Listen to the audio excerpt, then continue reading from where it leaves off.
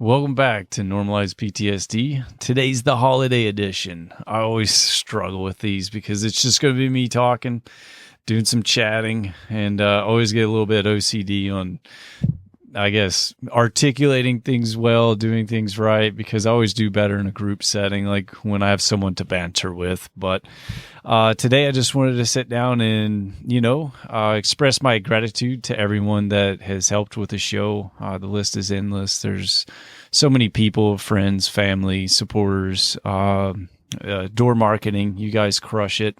That's the group of ladies that really helped me with my social media marketing.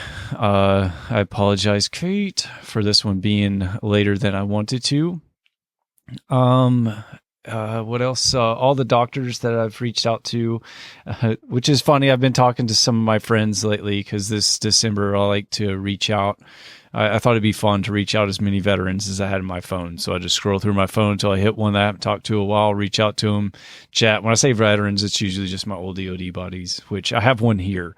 And he gave me some really positive, constructive feedback, which I enjoy. If you guys have any, shoot me a DM, let me know. I always look to improve. The problem is a lot of time I don't have the bandwidth to do things that I see and want to improve with, but eventually we will get to that. But I just want to thank everyone for listening. It's been awesome. We've got several thousand downloads, which I never thought that was possible, I just thought it was going to be like my parents. My mom's going to be like, you did good. And I'm like, thanks. And like maybe a few of the EOD brothers and sisters out there to be like, yeah, resonates with. So, I'd like to encourage any of you that are listening, if you have a veteran, first responder in your life that you haven't talked to in a while, reach out to them.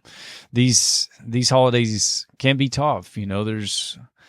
I can only speak from my experience. I know that there's one Christmas in particular that sticks out to me where it was very alone, very lonely, very quiet. I had a Christmas tree with no ornaments. Like I had one of those prepackaged like ball kits that you can slap on a Christmas tree that I put up.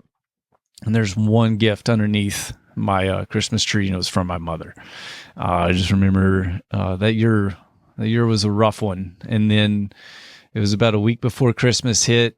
The phone started ringing, and it was a lot of my EOD brothers and sisters reaching out to say, hey, expressing their love, as well as like, talking story for us. Those are all fun stories.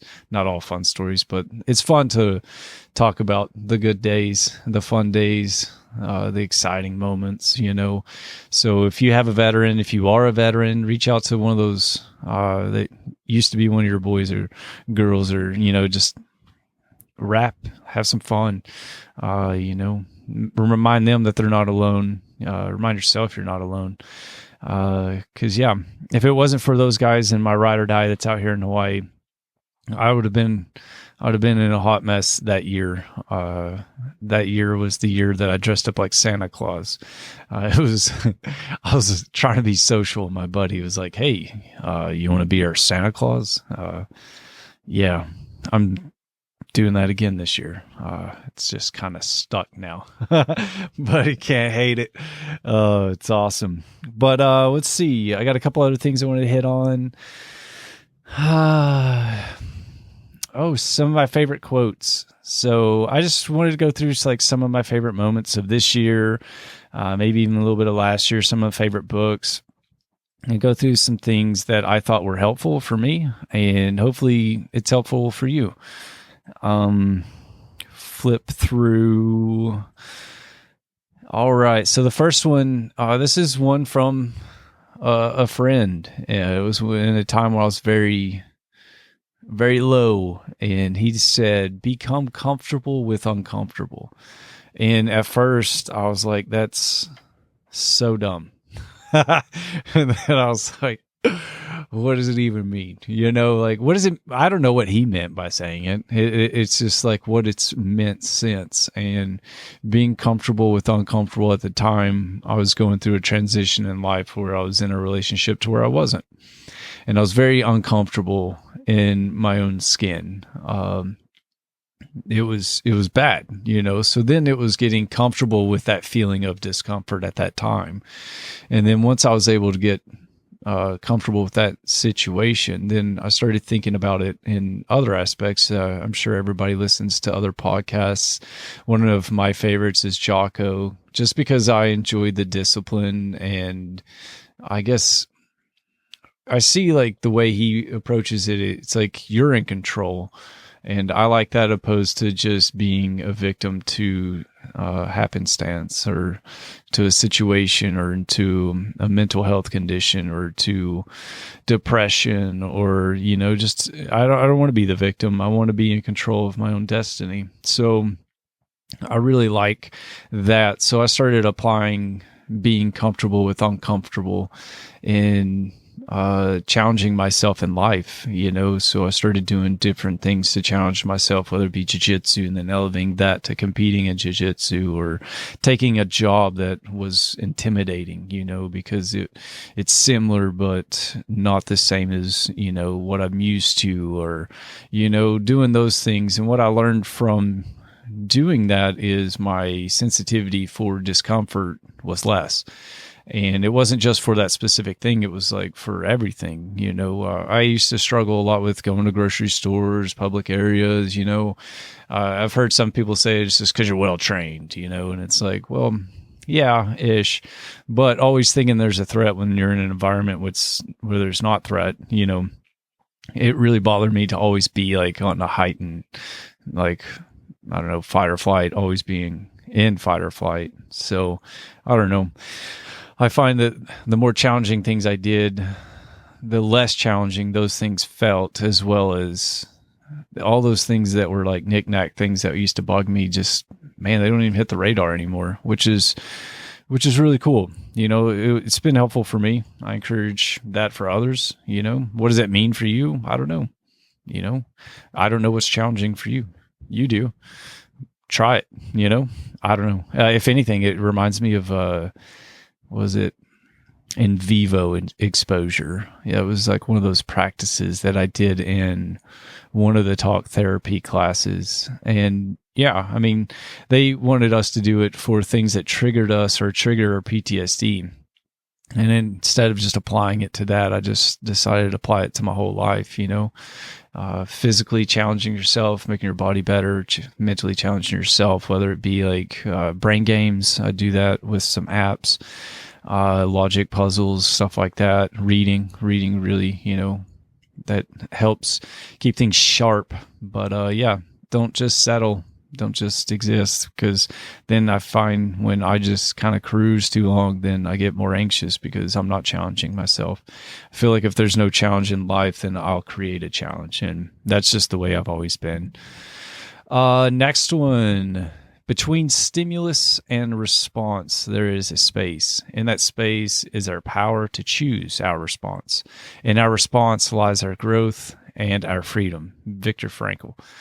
That was a cool quote that I came across recently, and I don't know. To me, it's just it reminds me of a conversation I just had yesterday. Actually, we were talking about the animalistic brain and our higher thinking brain, and how like you can't control that space. It gives you an opportunity to decide whether you're going to react animalistically or take the high road, I guess, because the higher thinking brain. But I don't know. I feel like it even reminds me of the two wolves. Which wolf do you want to feed?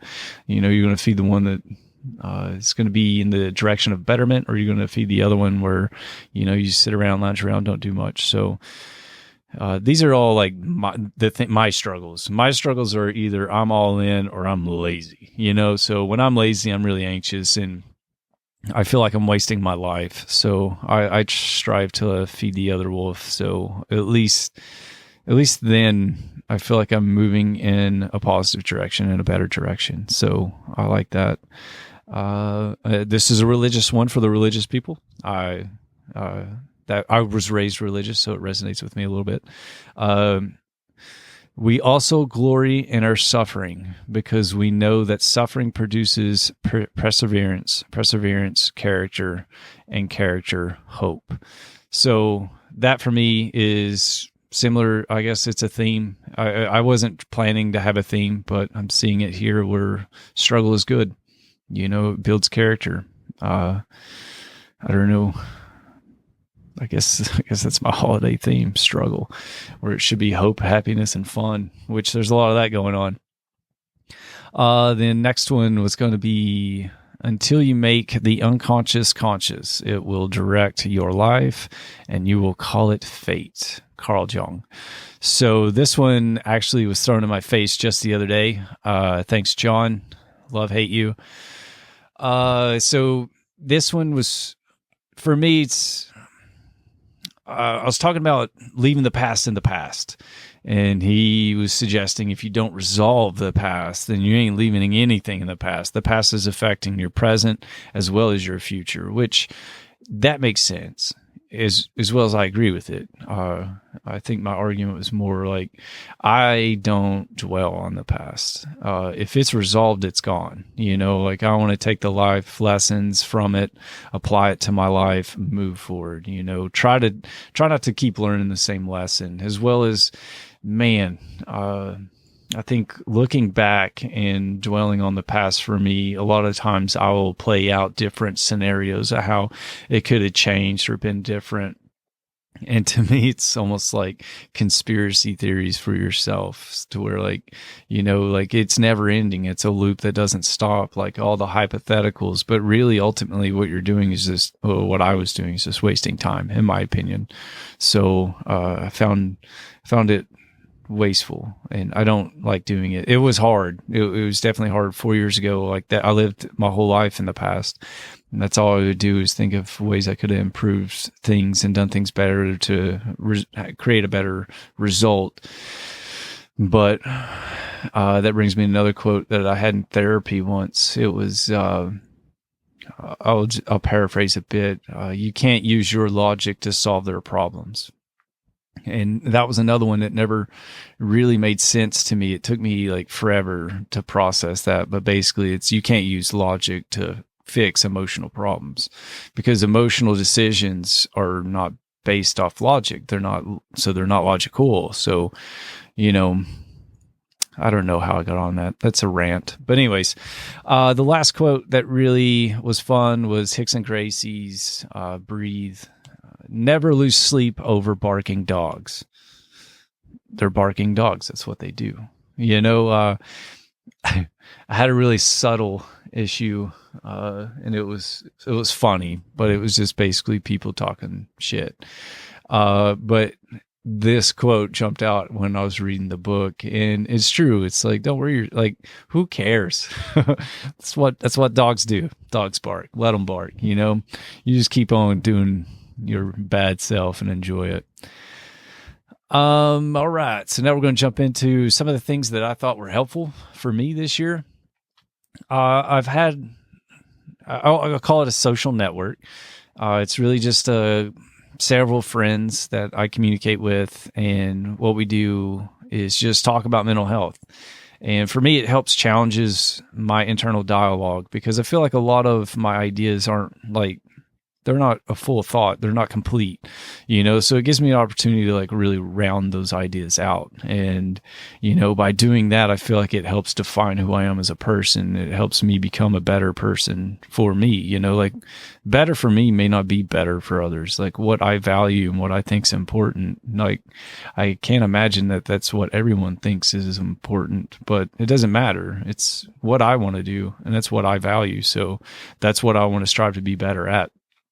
So it really helps challenge my perspective, as well as I try to stay really open-minded with my perspective and what it is, because I don't want it to be like, I don't want to be sold on an idea and then later find out that idea is wrong, because I feel like that's how I ended up with the issues that came from my PTSD. Like, I don't feel like it was my trauma that ruined not my life, because it wasn't forever, but it ruined a good chunk of my life, about a decade.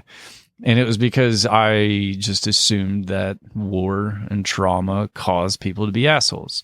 And it caused people to want to drink more. It caused people wanted to fight more. It caused people just wanted to be that, and that's what I was. And it wasn't until I let that go, that perspective go, to where I realized that I needed to change who I am and what I was doing, or I was never going to be happy or at peace or better. So I don't want to find myself like that 10 years and be like, oh, for the last 10 years, like I've been stuck on this idea, this perception that, that's been wrong. So I don't know. I like having friends that help keep me accountable, ones that I can be open with and real with, that are like, yeah, you should probably not do that because that's stupid. And I'm like, thank you.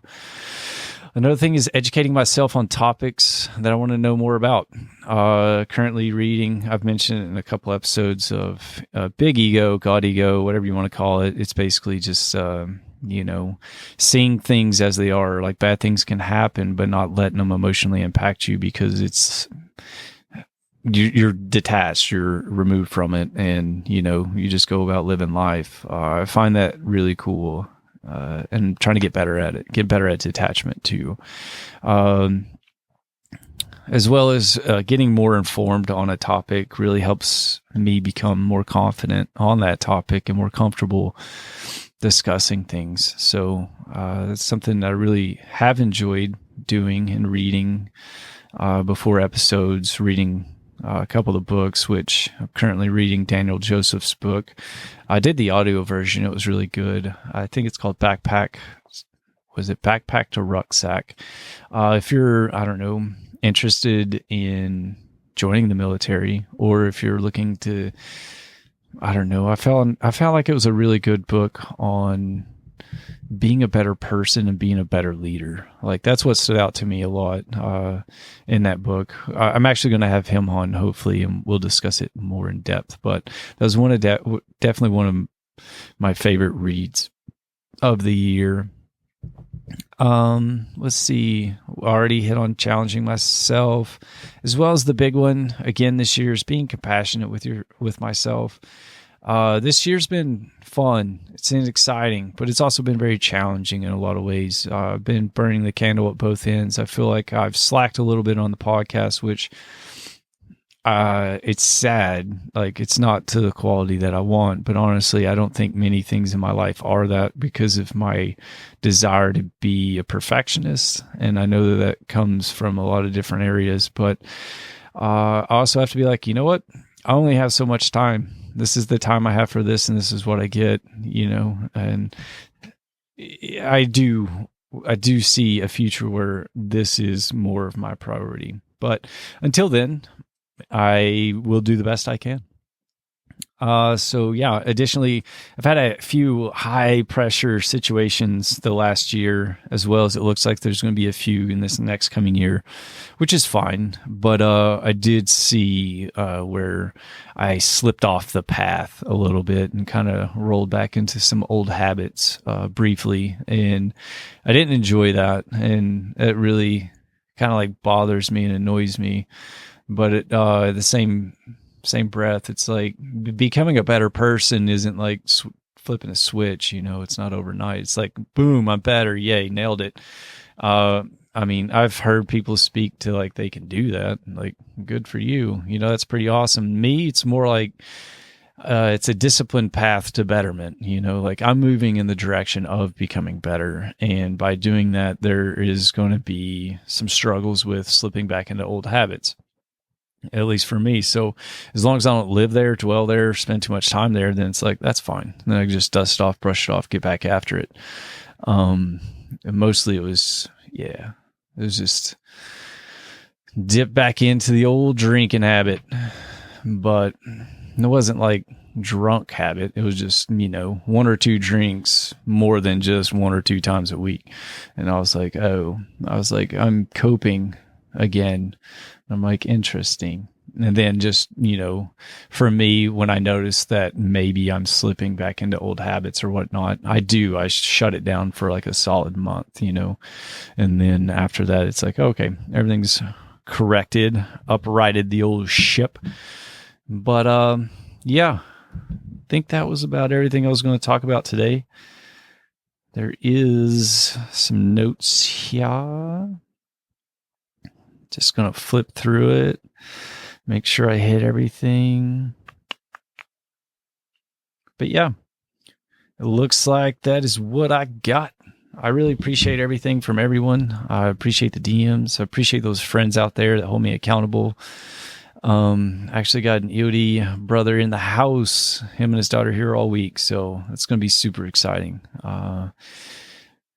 Yeah. So if any of you don't have someone to reach out to or call, if anyone's feeling alone, lonely, shoot me a DM. I'll chit chat. You're not alone. Life's as awesome or as challenging as I feel like we make it. For some reason, I enjoy challenge. So with that, I'll leave you to it. Happy holidays. I hope you all have a great one, and looking forward to the new year. There's some really cool stuff coming, at least for the podcast, and it looks like professionally too. Just holding my breath on it. If that takes off, we'll be burning the candle at both ends all year. But anyways, I hope you guys have a happy holidays. Appreciate every one of you.